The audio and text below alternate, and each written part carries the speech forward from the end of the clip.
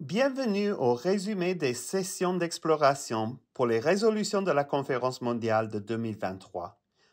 Des sessions d'exploration sont proposées en ligne comme des occasions d'écouter et de se parler dans un effort sincère pour mieux comprendre les points de vue de chacun et chacune sur une résolution particulière de la Conférence mondiale.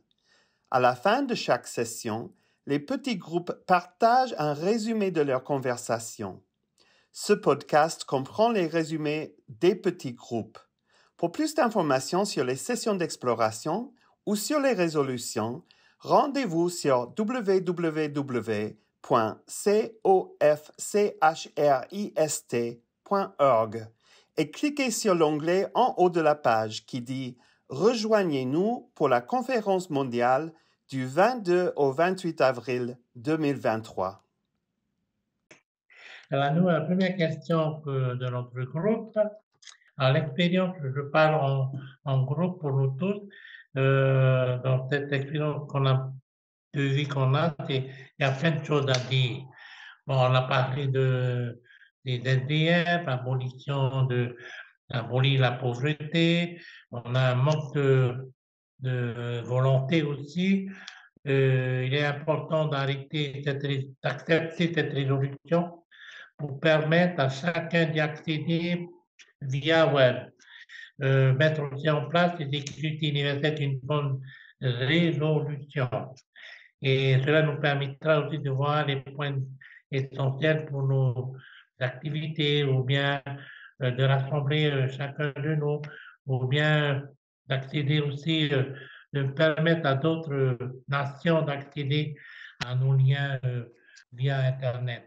L'expérience qui peut nous amener, c'est qu'on a eu des exemples concrets, par exemple, au niveau de la pauvreté, qu'il y a des gens dans l'église, ou bien peu importe là où on est, dans telle région, eh ben, ils ne peuvent pas se permettre, ils ne peuvent pas payer un livre, ils ne peuvent pas étudier.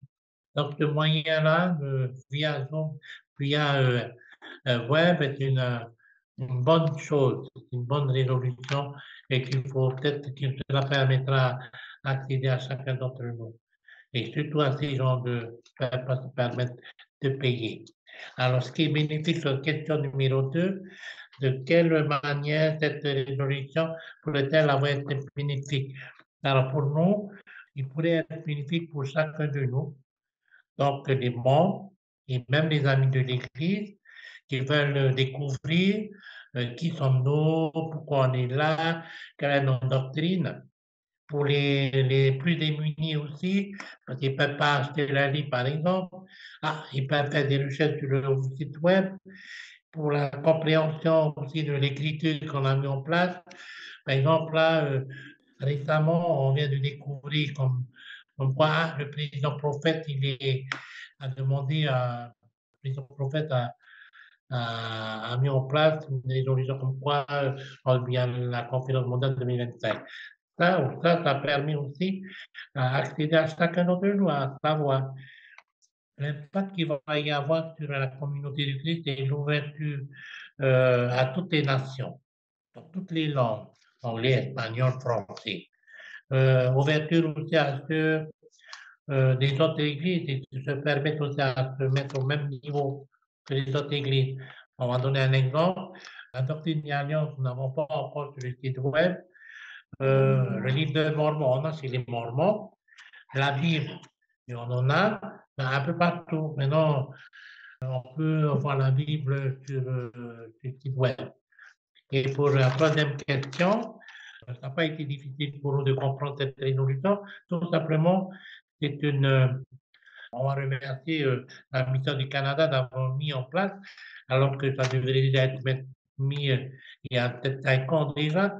C'était un bon reflet qui a permis pour nous, on est d'accord, on approuve cette résolution tout simplement parce que le site web est essentiel pour l'Église de demain, pour nos jeunes, pour les jeunes pasteurs, on va dire ça. Et quand on a parlé tout à l'heure de la doctrine et alliance, on a parlé de la doctrine et les 3 livres qu'on a, la doctrine et alliance et Mormon, le livre de Mormon et la Bible. Quand on a parlé de la Bible, la dernière définition qu'on a eue, qu'avez-vous appris de nouveau de ce cours-là? Ben, c'est celui-là, parce que la Bible inspirée, comme on vient de mettre sur la dernière question que Léon a lue, on a mis la Bible inspirée. Alors, si on se trompe, je ne pense pas, cet livre inspiré a été suivi dans l'Église mondiale. La question est pourquoi remettre encore? Maintenant, on essaie de comprendre le pourquoi on remet encore la Bible inspirée sur les sites web. Bon, voilà. Et nous tous, on est sur la Bible second, oui, second et tome. Et autour, ensemble, on approuve cette résolution. Merci et bonne soirée. Pour notre groupe, nous sommes conscients que l'utilisation de la technologie a de nombreux avantages pour nous.